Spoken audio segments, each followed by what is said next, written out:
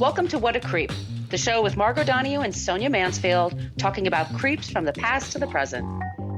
This is your quick guide to the biggest creeps, jerks, assholes, and losers, the best of the worst. From two nice ladies who want the world to be a little less creepy.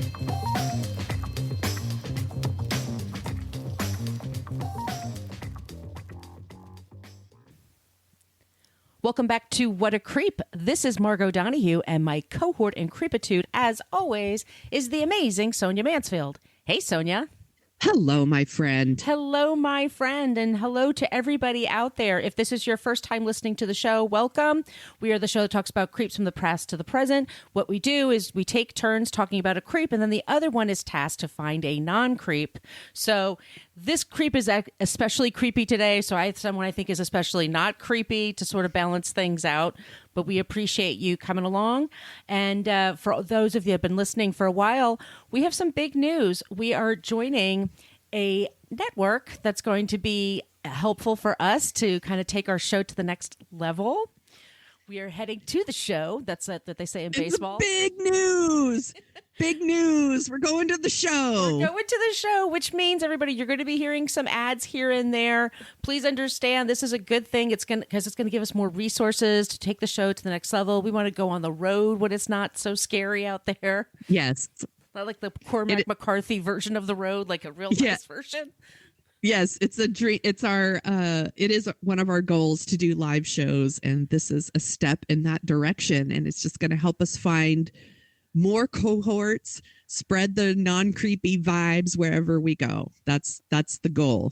And y'all have been a part of it from the beginning, and thank you so much. And I also want to give some shout outs and thank yous really quick for those of us who left us 5-star review in iTunes. Steph Birthday Girl, Santa Claus in Indiana, and Santa Claus, yeah, and Gerald Good. Thank you all so much for leaving us 5-star reviews. We really appreciate that. And also, we have a few new Patreon members. We have Priscilla, Calvin, and Sarah. Was it my son? No. That would surprise me. No, it's another Calvin. So welcome so much. We have the first 3 seasons of our show on the Patreon wall. We put out 2 bonus episodes a month. We put out a newsletter. The next newsletter will go out Feb 1st. Yep. And that's at Patreon. And just to wave, you can follow us on social media really quick. We do have a basic Facebook page. We don't really use it. It's a place where people like to go to complain about our language. We use salty language in this show. Fuck yeah. So remember that when you're taking care of that as you're moving forward. We have that won't fucking change no matter what network we're on. We have a private Facebook group, which is really an excellent place to hang out. We keep it that way. You have to answer 3 questions in order to get in. But it's a nice place where people talk about creeps, and we also just talk about pop culture and things like that, and the news and stuff like that.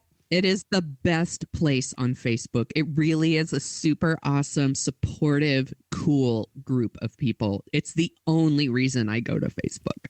True fact. That is true. On Instagram, we're at What a Creep Podcast. We're also on Twitter, but on Twitter, we're at Creep Pod because somebody had What a Creep for 10 years and never used it. Creep.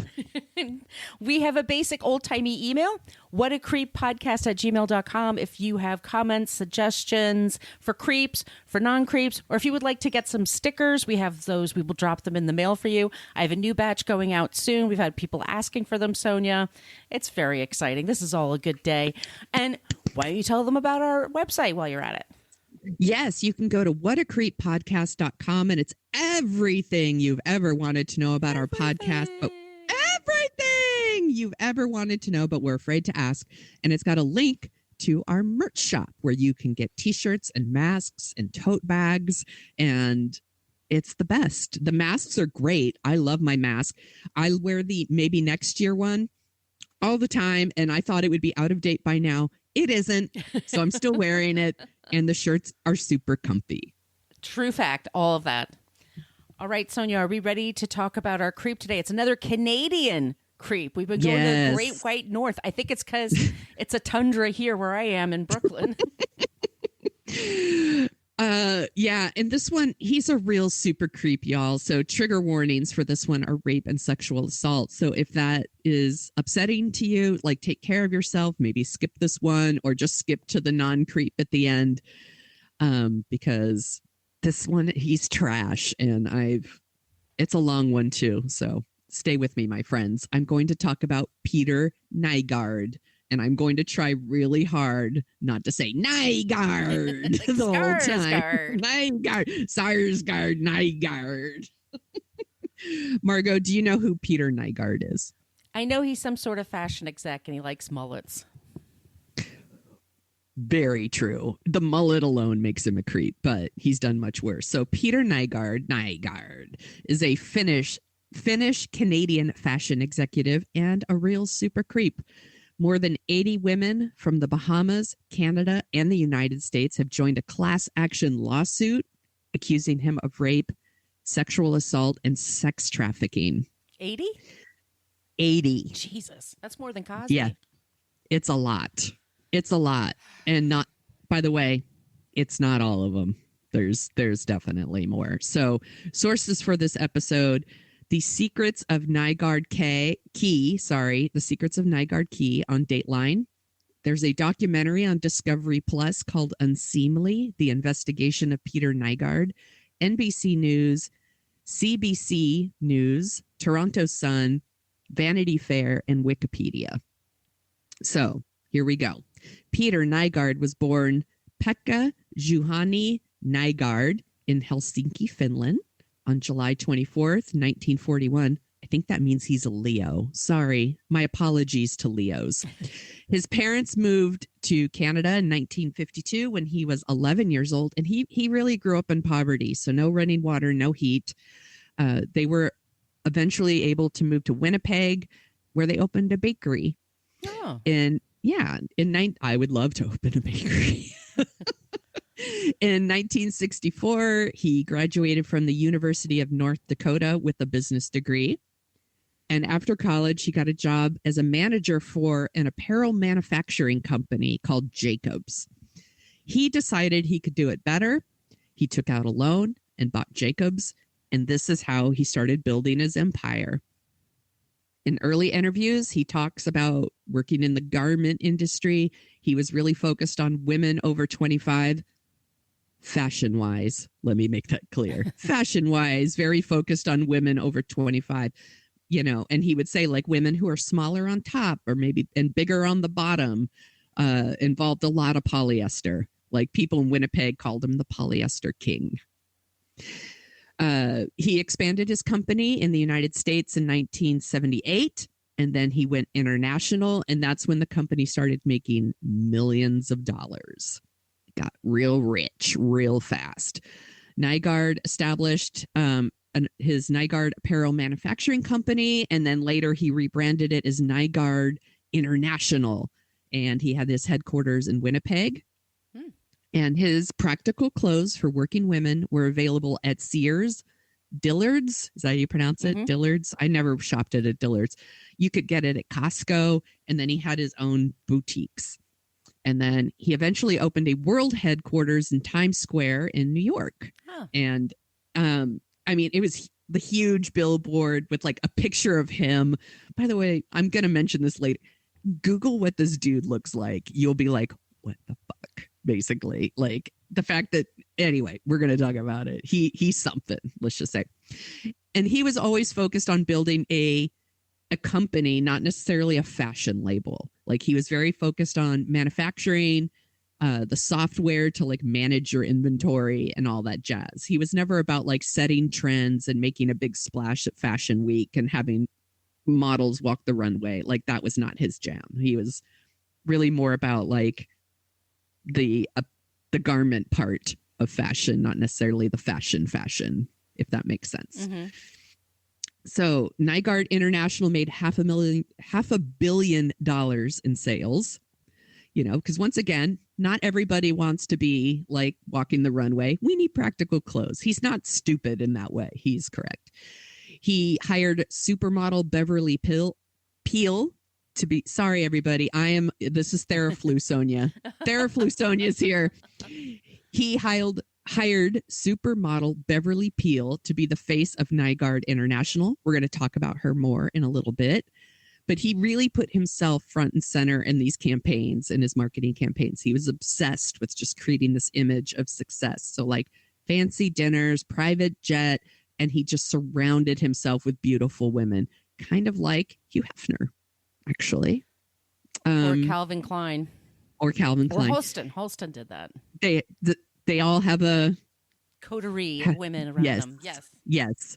He even did an episode of Lifestyles of the Rich and Famous. With Morgan Fairchild. I forget the host of that show. What was his name? Robin Leach. Robin Leach. But there was always Morgan Fairchild. I follow her on Twitter. She's great. She's a delight. Oh, that's good to know. So he did that episode. And he was, like I said, very obsessed with his image. He was also really obsessed with looking young.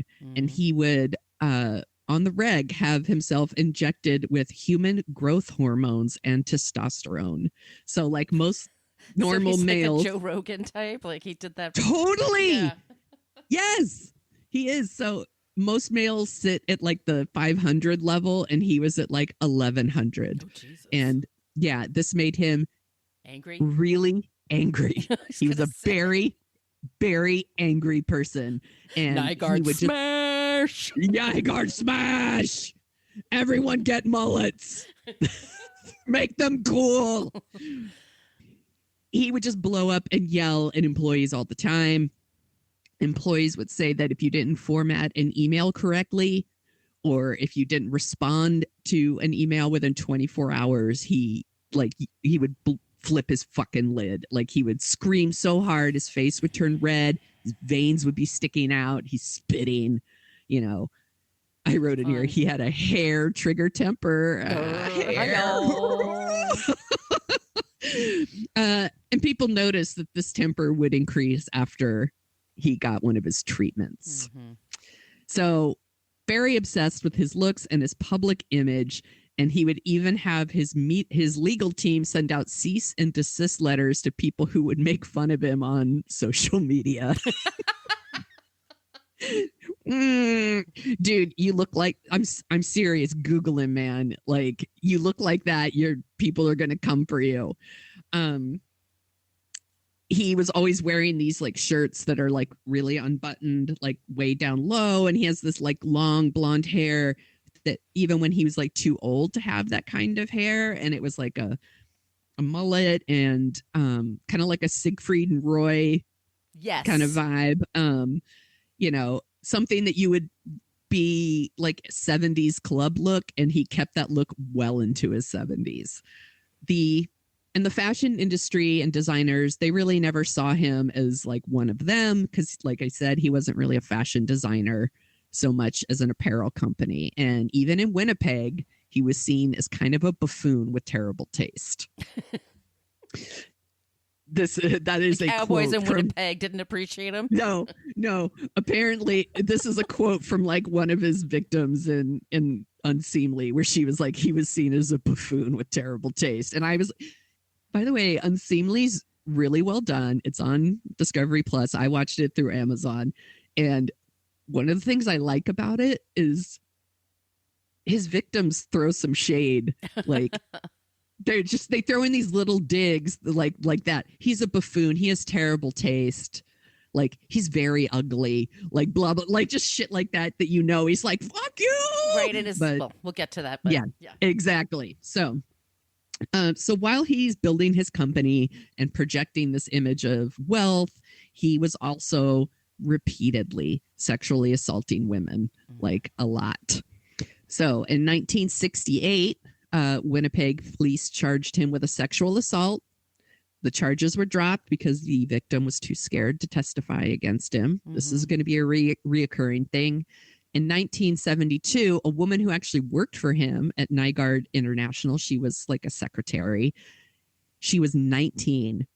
He went into her records, got her home phone number, and called her at home and asked her to go to a hockey game. And he picked her up at her parents' house, once again, 19. And he showed up and he's wearing like a full-length fur coat. And she said, it would make Liberace cry. My dad would have kicked his ass out. Totally. After the game, he asked her to come up to